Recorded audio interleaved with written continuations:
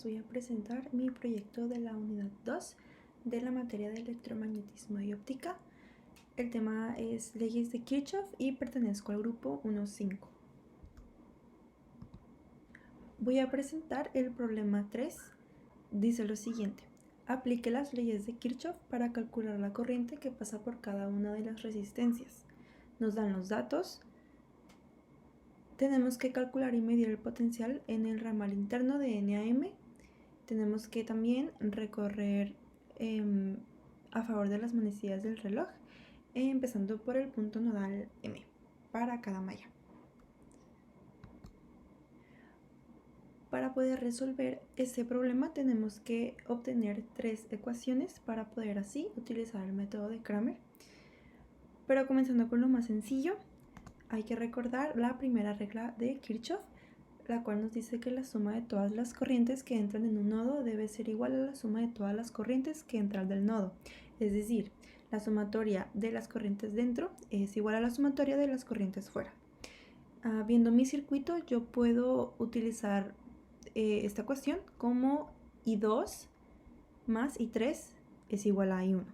Aquí considerando que I1 y I3 entran al punto nodal M y I1 sale del punto nodal M. Tenemos que igualar esta ecuación a 0. Esto lo vamos a hacer utilizando la primera ley de Kirchhoff, la cual nos dice que la suma de las corrientes que entran o salen de un punto es igual a 0. Aquí nada más despejamos y movimos del lugar I2 e I3 que estaban acá para así poder igualar esta ecuación a 0, la cual nos queda de esta manera: I1 menos I2 menos I3 es igual a 0. Ya tenemos nuestra primera ecuación. Ahora nos falta la ecuación 2 y la ecuación 3, las cuales la vamos a conseguir con las mallas de nuestro circuito. Y para esto tenemos que utilizar la ley de voltaje de Kirchhoff, la cual nos dice que la sumatoria de los voltajes es igual a la sumatoria de R por I, la cual nos dice también la ley de Ohm, que voltaje es igual a R por I, o resistencia por corriente. Para obtener la segunda ecuación, la vamos a obtener con la malla 1, la cual es esta que nos aparece aquí, es la de arriba, la cual nos dice que pues inicia del punto nodal M y sigue su recorrido como si fueran las manecillas del reloj, el cual es este. Vamos a utilizar, como ya lo dije anteriormente, la ley de Ohm. De voltaje es igual a R por I. Entonces tenemos que tener primero los voltajes de un lado y del otro lado R por I. Tenemos aquí estas dos baterías, las cuales corresponden a 12 volts y 10 volts, las cuales las agregamos aquí. Y de este lado tenemos resistencia 1 y corriente 1. La resistencia 1 nos las dicen los datos, es igual a 4 ohms y resistencia 2 es igual a 2 ohms. Los agrupamos conforme a la fórmula. Todo esto lo vamos a multiplicar por 1 sobre ohms para poder obtener la unidad de amperes.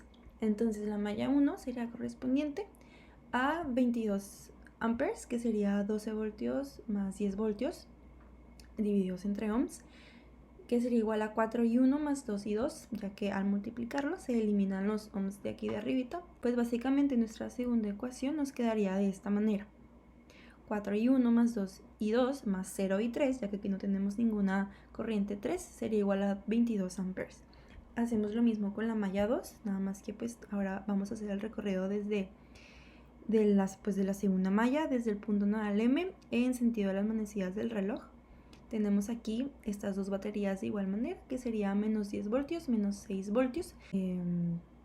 Está invertida. Entonces pues nos quedaría de este lado los voltios y de este lado R por I. Tenemos aquí R2, R3 y R4. La suma de R2 y R3 y R4, perdón, nos daría 8 ohms. Entonces ya lo simplifiqué aquí. Y igual como lo hicimos en la malla anterior, vamos a multiplicarlo por 1 sobre ohms. Nos quedaría este resultado. Me daría aquí nuestra tercera ecuación. Ya que tenemos las tres ecuaciones, es momento de pues agruparlas. Más que nada estamos aquí con las ecuaciones lineales, que es la ecuación 1, ecuación 2 y ecuación 3, las cuales se representan de esta manera en su forma matricial. Esto lo vamos a utilizar para la solución por el método de Cramer. Pues es más que nada matrices. Entonces utilizamos las el método de Cramer, que sería agrupar la matriz de 3×3 y agregarle dos renglones o columnas más, y utilizamos pues las respectivas operaciones. Estos fueron los procedimientos que yo utilicé, los cuales me dieron como resultado delta me quedó 56, delta I1 el resultado es 188 amperes, delta I2 es 240 amperes y delta I3 sería menos 52 amperes, todo con lo mismo, con el método de Cramer. Ahora, para resolver nuestra incógnita, la corriente 1, la corriente 2 y la corriente 3, vamos a utilizar esta fórmula de delta corriente 1 o corriente N entre delta, utilizando los resultados que nos dieron en el método de Cramer, que pues haría básicamente sustituir delta corriente 1 o delta I1 sería 188 y delta sería 56. Entonces realizamos la división y nos da como resultado 3.35 amperes. Entonces aquí ya lo tenemos separadito y hicimos lo mismo con I2 y con I3. El resultado de I2 es 4.28 amperes y el resultado de I3 es menos 0.92 amperes. Ahora, para comprobar que nuestros resultados son en efecto correctos, vamos a sustituir nada más los valores que obtuvimos anteriormente por las ecuaciones lineales que obtuvimos al principio. Es decir, el valor de I1 menos el valor de I2 menos el valor de I3 nos daría como resultado 0 amperes, lo cual es correcto. Al realizar esta operación nos da como resultado la misma en la ecuación 1. Al igual que con la ecuación 2, 4I1 más 2I2 más 0I3 da en efecto 22 amperes. Y 0I1 más 2I2 más 8I3 da como resultado menos 16 amperes, lo cual quiere decir que nuestros resultados de las corrientes es correcto. Ahora, por último, nos pide que calculemos el potencial del punto nodal M al punto nodal N, del nodo M al nodo N.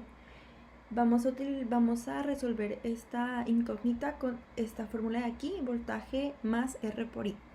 Entonces necesitamos conocer el voltaje I y R. Eso sería I2 y R2, ya que pues son las que intervienen en este lazo. Entonces pues vamos a sustituir que V es igual a R por I, que ya lo conocemos. Entonces R es 2 ohms y es 4.28, lo cual nos da un resultado de 8.57. Y ya que tenemos el valor de V, vamos a sustituirlo en la fórmula que vamos a utilizar, la cual es V más RI. Tenemos V y R por I, lo cual es esto.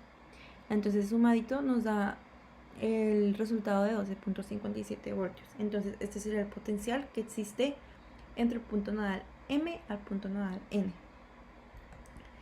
También tenemos nuestro circuito, que fue el que yo ya creé anteriormente. Ya le tomé una foto para tenerlo aquí guardado. Pues esto es el mismo que tenemos aquí, nada más que pues he realizado en este software. Tenemos aquí las resistencias, contamos con 4 resistencias, contamos con 3 baterías y pues aquí los cables, y nos podemos dar cuenta de qué manera viajan pues los electrones. Tenemos aquí el punto nodal M y aquí el punto nodal N. Y eso fue todo por mi proyecto. Gracias por ver. Y esto fue todo por mi proyecto. Gracias por ver. Me esforcé mucho. Espero que sea de su agrado. Un saludo.